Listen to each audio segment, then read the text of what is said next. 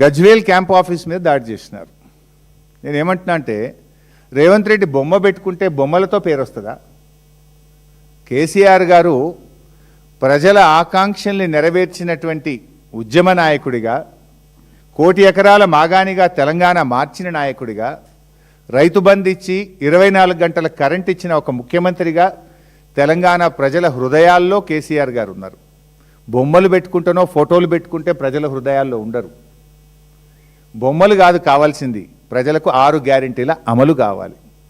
నువ్వు 6 గ్యారెంటీలు అమలు చేసి ప్రజల హృదయాల్లో చోటు సంపాదించుకో. ఈ రౌడీయిజం ఏంది, గుండాయిజం ఏంది? మా జిల్లాలోనే నా క్యాంప్ ఆఫీస్ మీద కాంగ్రెస్ నాయకులు దాడి చేసినారు గతంలో. మా మైపాల్ రెడ్డి ఎమ్మెల్యే గారి క్యాంప్ ఆఫీస్ మీద పటాన్చెరు ఎమ్మెల్యే ఇంటి మీద దాడి చేసినారు.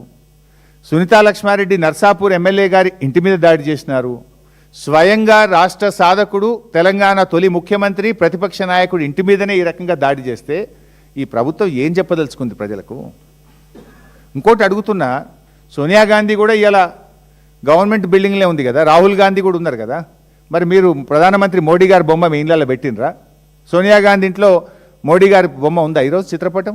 రాహుల్ గాంధీ ఇంట్లో ఉన్నదా? Leader of opposition office Rahul Gandhi ఆఫీస్లో మరి నరేంద్ర మోడీ బొమ్మ పెట్టుకున్నాక మా గురించి మాట్లాడండి మీరు.